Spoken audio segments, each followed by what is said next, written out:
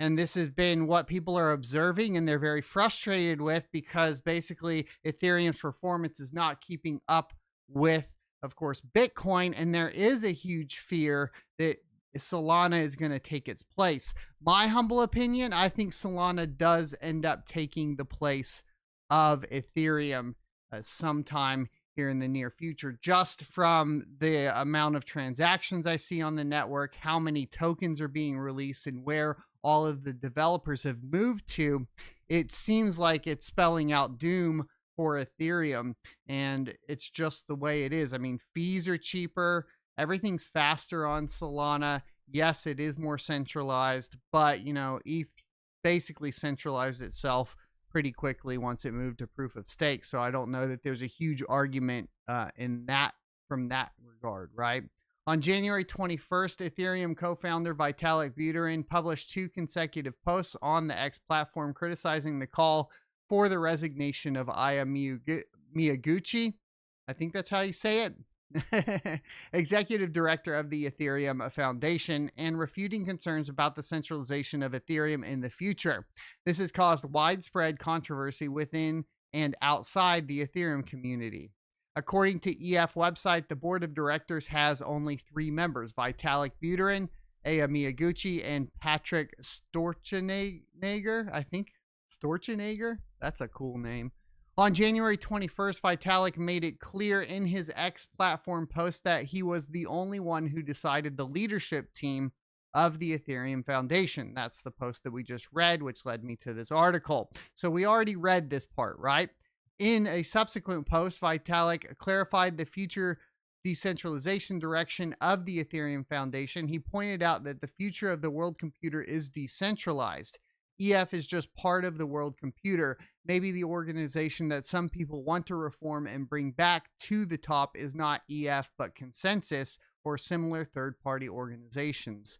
Vitalik stressed that the EF should not, quote, play middle ground, but rather confidently represent those features of Ethereum that it can effectively represent, and intentionally create and foster open space for other organizations to represent other aspects of Ethereum.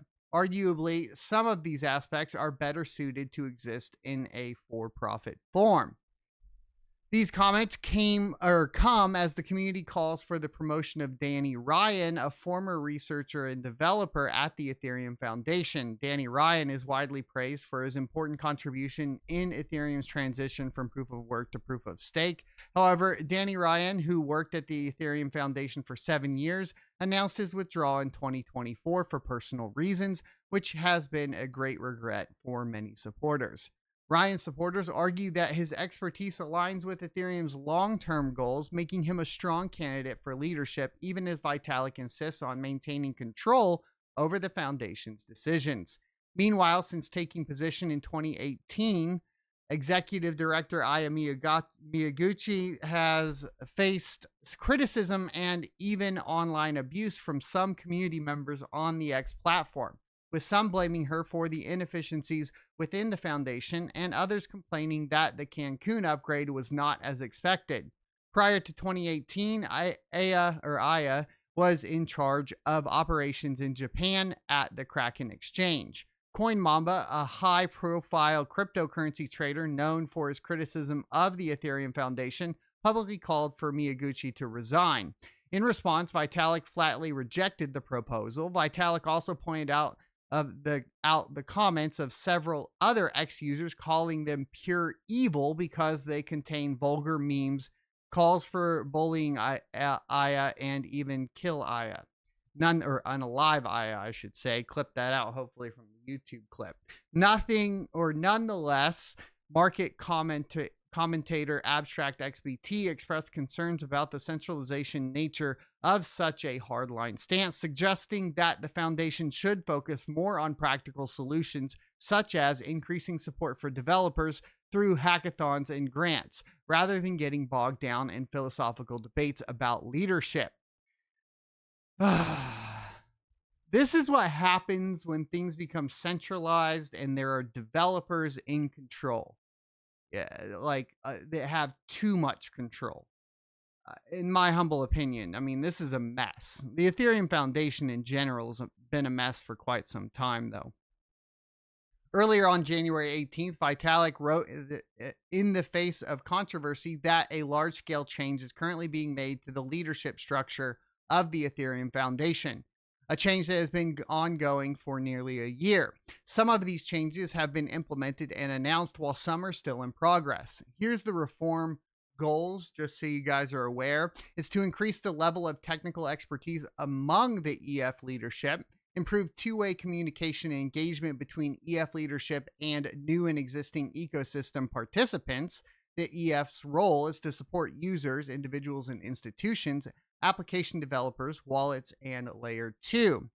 And then introduce fresh talents to improve execution capabilities and speed, more actively supporting application developers to ensure that important values and inalienable rights, especially privacy, open source, censorship resistant, are a reality for users, including the application layer. Continue to increase the use of decentralized and privacy technologies and the Ethereum chain, including for payments and funds management. Vitalik also made it clear that in the future there will be no ideological atmosphere shift, no active lobbying or regulators and powerful politicians, especially in the United States, but in fact anywhere, especially major countries. Now, this is kind of up in the air because we did have, the Trump, I guess, insiders, whatever you want to call them, do that big investment into Ethereum. And I assume that has to have some sort of influence on Ethereum, whether directly towards the foundation or at least from a public-facing perspective. There will be some bias there, I would assume, at some point.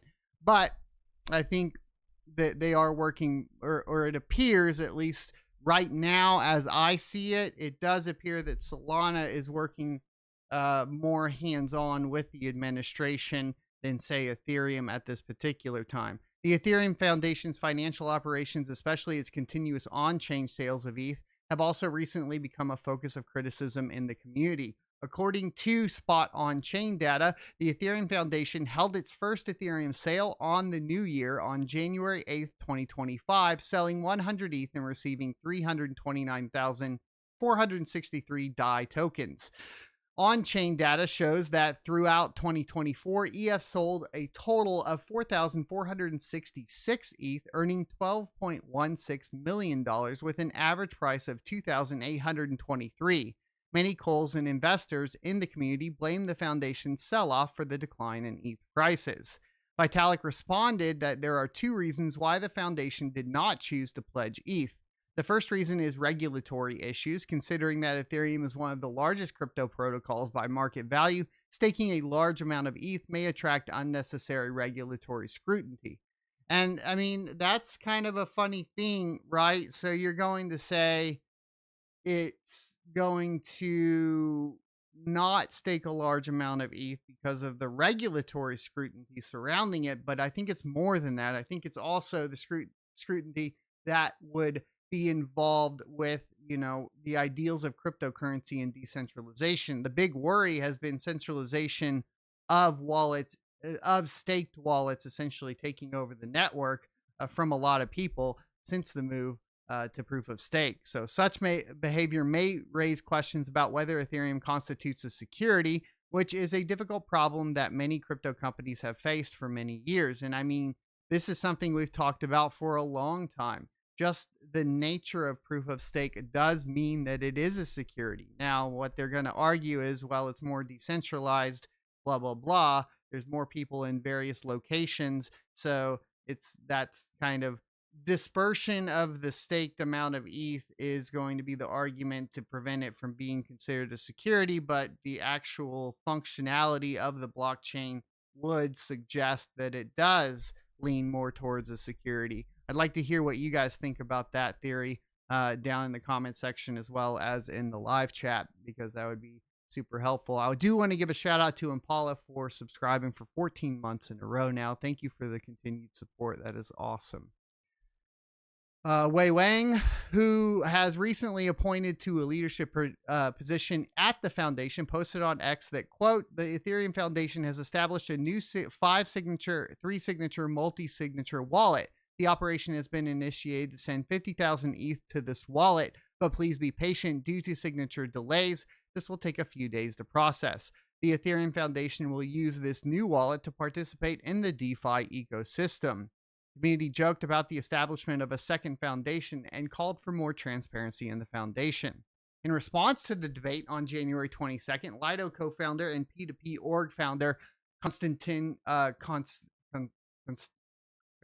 Konstantin, there we go, Lamashuk retweeted a post suggesting the establishment of a second foundation. But then he clarified, in fact, the second foundation was not yet established. He continued, Ethereum is the ultimate world computer, and every Ethereum enthusiast can help it grow, evolve, and succeed. If the second foundation is really established, it must have a clear goal to supplement the tremendous work of current contributors. And he said that he thanks everyone, blah, blah, blah. So some Ethereum core developers have also spoken out, and some have even quit due to disappointment. On January 22nd, Eric Connor, a core developer of Ethereum and co-author of EIP 1559, remember those days, dear Lord, posted on the X platform, quote, I am no longer a member of .eth. Maybe one day those leaders will get back in line with the community, but for now I am gone. Deep down, I really hope that Ethereum can succeed. Good luck. Anthony D'Onofrio, something like that, a founding member of Ethereum, also published a commentary on CoinDesk titled The Ethereum Foundation Has Lost Its Way. The article called for leadership changes at Ethereum Foundation. He said, quote, to ensure its future, the Ethereum Foundation must transform from a passive institution to a proactive visionary. He also pointed out that the Ethereum Foundation is a contradiction. Although it is committed to decentralization, its operation is centralized with a director, a financial department, paid developers, and a core circle. These structures, while necessary for coordination, conflict with Ethereum's decentralized philosophy. And we can see that that is echoed by Vitalik's post in right away, because he says the person deciding the new EF leadership team is me. It's clearly he wants to remain in control of this beyond a shadow of a doubt. He also pointed out that the Ethereum Foundation in its current form aims to minimize internal and external threats, but has lost its original vision.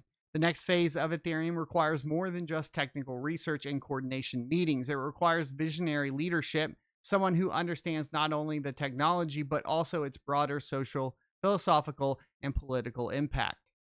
In addition, he called on the Ethereum Foundation to provide more transparency and strengthen ties with the community, and to seize opportunities to engage with lawmakers under favorable conditions in the current U.S. political climate. And while remaining politically neutral, the foundation can create or promote frameworks that encourage compliance and innovation. Brian Q, an analyst at the chain analysis company Santiment, is more optimistic. Although Ethereum has recently fallen by 4.7% in market value, far less than 36.9 and 32.2% increase of XRP and Solana, which has triggered market controversy over Vitalik Buterin's selling of ETH, the degree of decentralization and modular strategy, it is under short-term pressure. The number of active addresses on Ethereum has increased and its market share has stabilized. Its long-term strategy is believed to help it maintain its leading position in the blockchain field. The rise's negative sentiment on social media may provide opportunities for contrarian investors. And this is where I stand, right? I'm at the point where, if I'm going to participate in a token ecosystem and I'm going to have something sitting there that's on a proof of blockchain, I'm going to go to the one that has the most liquidity, active daily liquidity, and highest upsides with Solana at this point. Obviously, if I'm going to participate in tokens with my personal ethics involved and my principles surrounding proof of work, I'm going to choose something like, Ergo or Radiant or something else, right? Ravencoin, maybe, if they can get some projects. Their liquidity volumes are extremely low for any of those tokens, though. So there's not a lot of upside. There's not a ton of traders on those particular ecosystems within the DeFi space. So you really, if you want to participate, it's kind of like, well, you got Ethereum or Solana, and I would lean towards Solana. I feel safer having my DeFi funds in Solana as opposed to Ethereum from a price appreciation perspective, right? So I'm saying, like, I wouldn't want to leave any ETH for fees sitting around in an Ethereum wallet over leaving, some Solana in a Solana wallet for fees, because I have a fairly good feeling at this point that at some point Solana is going to take over Ethereum if the early indicators here come to fruition, right? I hope you enjoyed this clip from the Crypto Mining Show. If you would like to see more from this particular episode, take a look up here. Don't forget to also subscribe to the channel. And if you want to support me directly, you can go to sonofatech.locals.com and become a member. Thanks for watching, and I will see you next Tuesday.